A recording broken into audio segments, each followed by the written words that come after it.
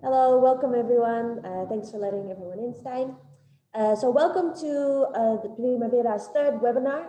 This webinar is part of our virtual origin trip series, in which we try to give you all a look behind the scenes here in Guatemala, in all of our different coffee producing things that we do.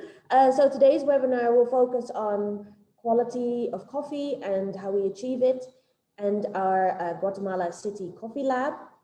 If you haven't seen the other webinars, there are recordings for you to watch on our virtual origin trip webpage. The link is primavera.coffee/VOT for virtual origin trip.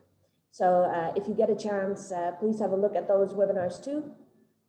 And you will also find harvest updates there and other interesting information about the 2021 Guatemala coffee harvest, which is looking really good, by the way. So without much further ado, I would like to start the video, which will talk a little bit about how our coffee lab came to be and what role it plays in discussing quality and finding a common language between us, the roasters, and the producers. So you can please start the video, Stein.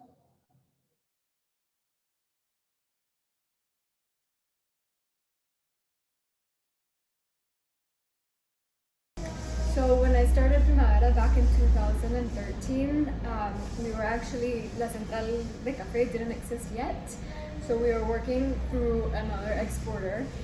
But I did come here and I was looking at all the samples, and I did all the samples myself, everything from sorting to dehauling to sorting to roasting. And I remember even taking some of the samples home with me to sort them out on my kitchen table at night after having dinner, because it was a lot of work, but it was a really good experience because I was able to learn really the fine details of the job and of coffee, and really get to know green coffee more than I ever could have learned from any textbooks or anything. So that was a very interesting experience.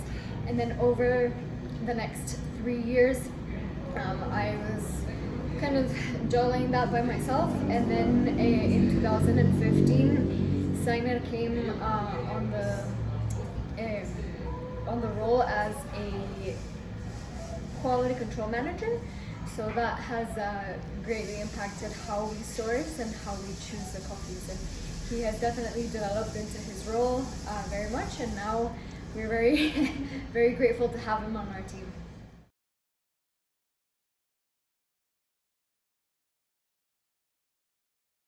Ok, sí, el primer año fue un poco difícil, ajá. Yo vengo de trabajar en exportador grande, en una gran exportadora. Entonces el cambio para algo más específico como microlotes es súper interesante, súper nuevo, novedoso para mí en ese momento, hace casi 6 años. Pero sí... fue un mundo totalmente diferente y muy bonito. Y describe cómo es el proceso de calibrarse con Nadine, por ejemplo, porque ahora ustedes son casi perfectamente calibrados. Sí, igual fue muy difícil porque yo vengo solo de decir, este es bueno, este es malo, este es Harbin, este es Strictly Harbin o es un Extra Prime. Y la forma de catar, la forma de buscar los cafés acá es muy distinto, porque nos interesa mucho los atributos como tal de un café, si es sobresaliente y por qué es sobresaliente. Entonces evaluar más la calidad como tal de café. Y solo fue probando y conversando mucho.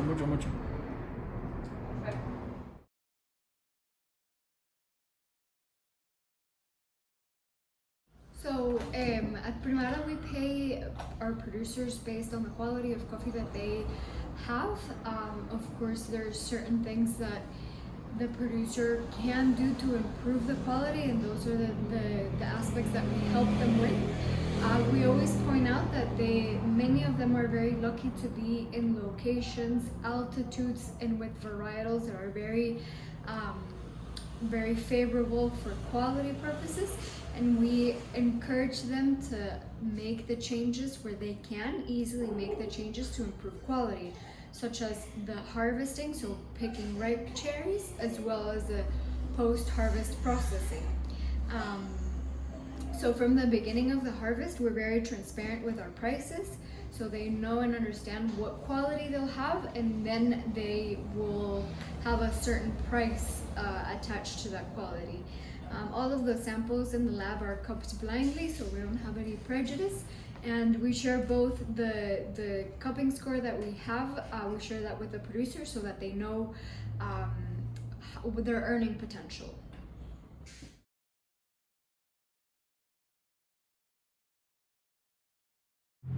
Sí, digamos, durante la cosecha es principalmente es recibir muestras. Yo recibo las muestras de todas las personas, de las muestras que traen directamente a la oficina, y también las muestras que se centralizan ya sea en la bodega de Huehuetenango y así.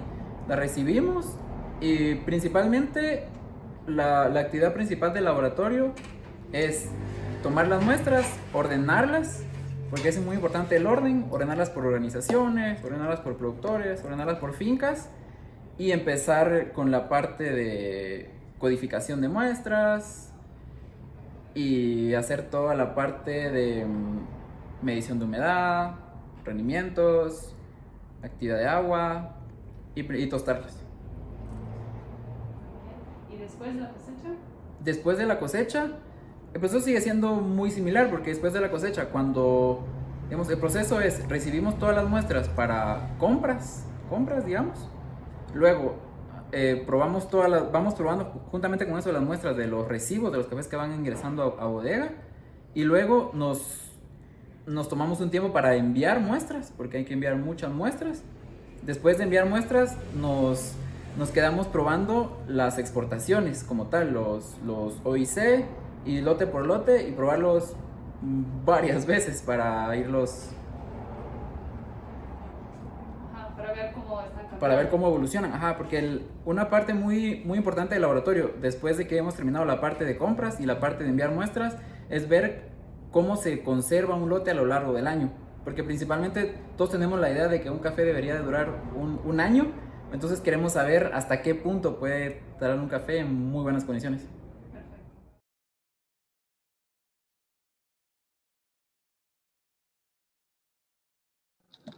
So I hope you enjoyed the interview with Seiner, or our QC coordinator, and Nadine, our founder. So the next part of this webinar is a video we've put together for you, which we lovingly call The Journey of a Sample. So when the coffee comes into our quality lab, of course, we take certain data that we store, and yeah, there's quite a few steps involved, and we'd like to introduce you to those right now in the next video.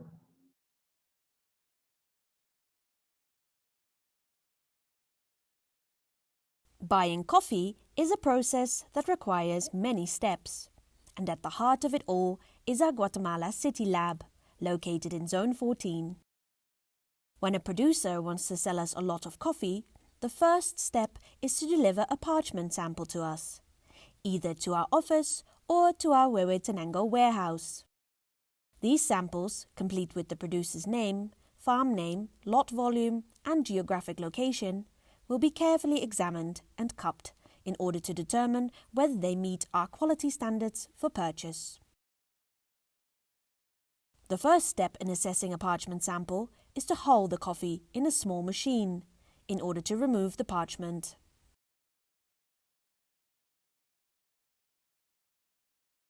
Once the sample is hulled, it is weighed and sorted for defects by the lab team.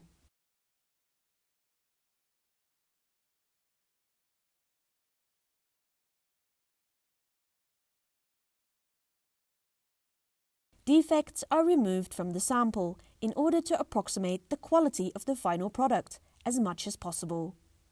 Then the sample is weighed again.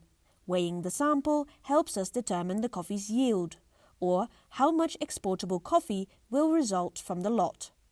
This is a key consideration when buying green coffee. Then the lab team will collect additional data about the sample.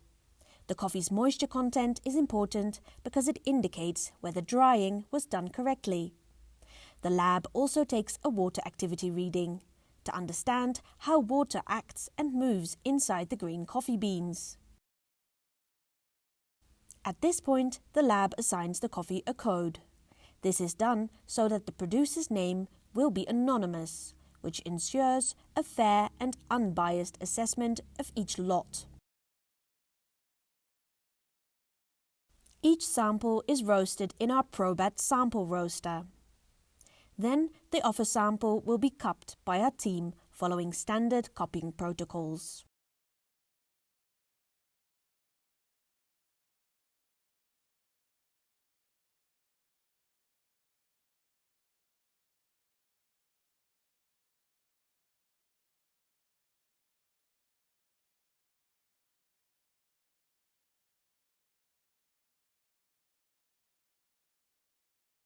At the cupping, we discuss each coffee and decide whether or not we'd like to purchase the lot. Every sample is stored in our lab.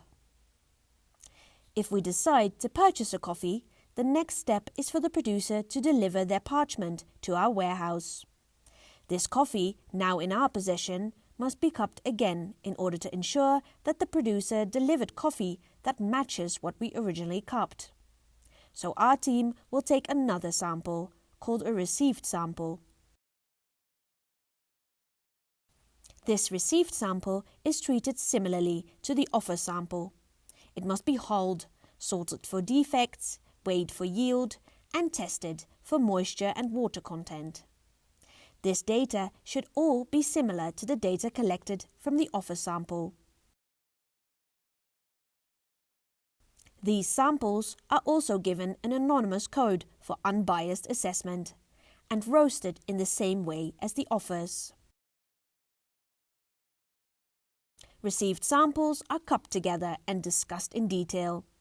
This is when we decide whether the coffee will become part of our blends or sold as a microlot, and we make careful notes about the profile of each coffee to share with our clients. When the received coffee is approved by the cuppers, we authorize payment to each farmer, which will be received within a few days.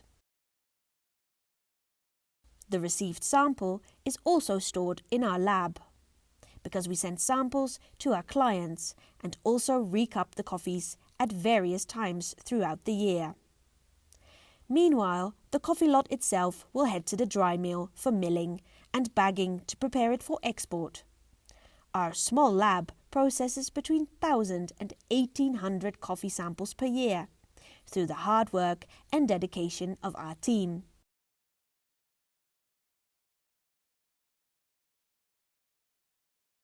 Great. So I hope you enjoyed this little peek behind the scenes. So next, I would like to show you an interview that we did with Seiner, our quality coordinator, and who will talk a little bit about the details that go into the data that we take of the coffee sample.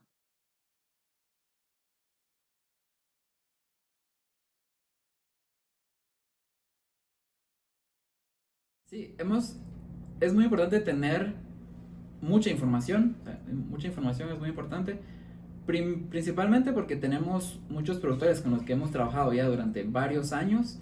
Entonces es muy bueno recibir una muestra y ver cómo está el proceso de secado, si está correcto, si necesitan mejorar en algún aspecto.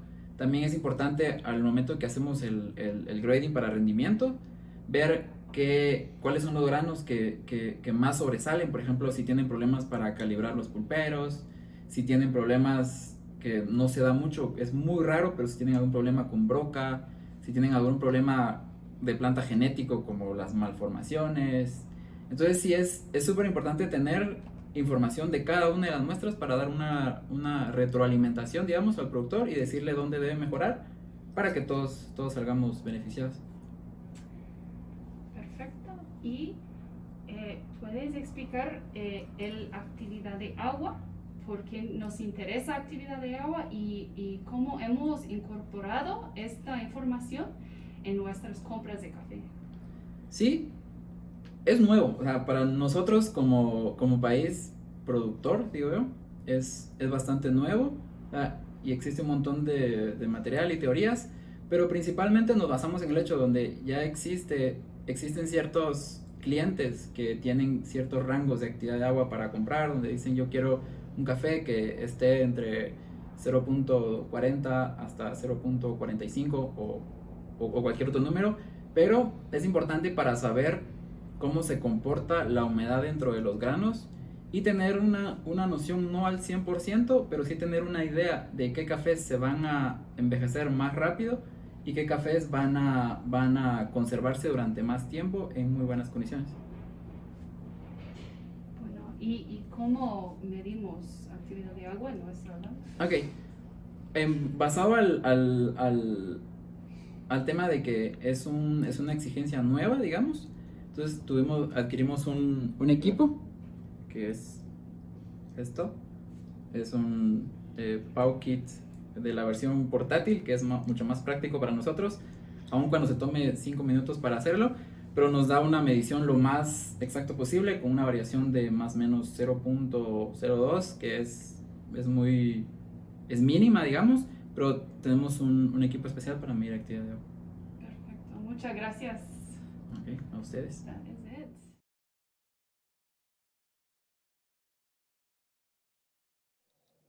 Okay. Well, thanks, Seiner, for the great explanations. Next, we will turn to Nadine and ask her about what she thinks sets one coffee apart from another and what she sees for the future of coffee quality in our value chain.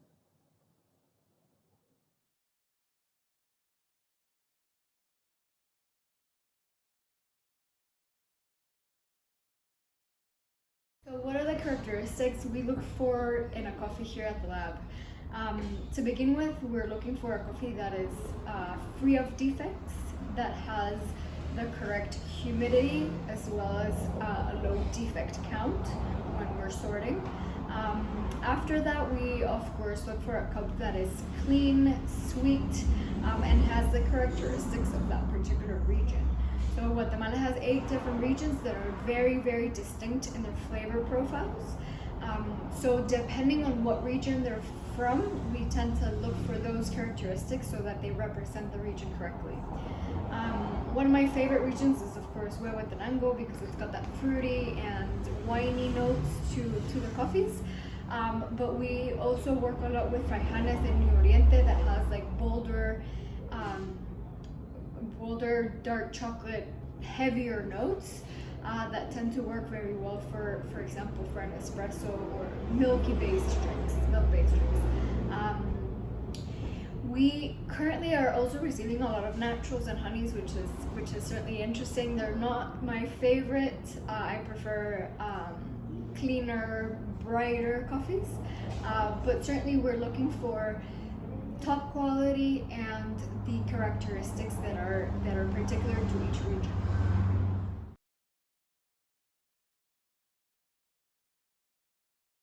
So I've been a certified Q grader for 5-6 years, I'm not sure.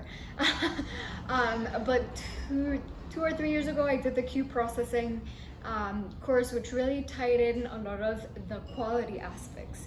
As I said previously, you have certain aspects of quality that are very difficult to change, such as altitude, the land where your coffee is growing, as well as varietals. You can change them, but it'll take a few years and a big investment. So we try to focus on what producers already have and what they can improve. So when we recommend to producers the things that they can change or improve for their quality, we always point out that they are fortunate to have high altitude, good varietals and perfect soils and microclimates that are favorable for quality coffee. So what we focus on, especially with the Q processing aspect of our work is to ensure that after they've harvested ripe cherries, they can continue to improve and not deteriorate the quality of the coffee that they have. So with this in mind, they will be able to continuously improve the quality of their coffee year on year or harvest on harvest based on these new processing methods.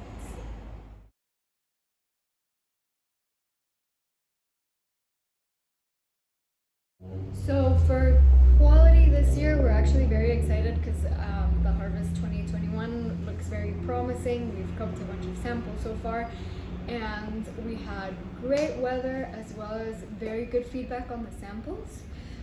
This could be for a variety of reasons, but we attribute it to, of course, the good weather, the better processing methods that we've encouraged our producers to practice, as well as a better selection of samples. We're not receiving a lot of samples from maybe lower growing altitudes or producers that are not interested in producing higher quality coffee, but the producers that do and that they see the value and the added bonus with regards to the price of the coffee that they're receiving.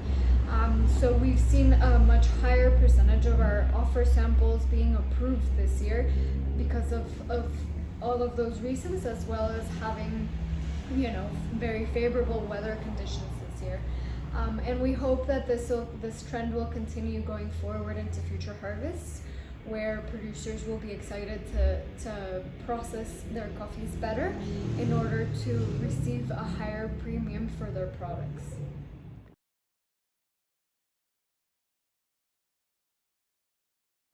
Okay, great. So I hope you all enjoyed this content of our third webinar. I'd like to open up the floor if there might be any questions from you. Please feel free to either type it in the chat or I think you can also raise your hand or maybe unmute. So if you have any questions, feel free to ask us now. If you have any questions later, you can always email us, of course, and then you can either ask us questions or let us know what kind of coffees you're looking for from the 2021 harvest. And I'd like to remind you to have a look at our virtual origin trip page to see what more we have in store for you. The next webinar, the fourth one, will be about our dry mill, which is something that we are super excited about because we've just recently built it. So we have a lot to share about that process and also what it does for coffee quality. Well, if there's no questions, no, I don't see questions. Well, thank you all for joining. This webinar is recorded and will be posted on our virtual origin trip page. So if you'd like to share it with people, please do. And yeah, we hope to see you next time. So in 2 weeks' time for the fourth webinar about our dry mill. See you there.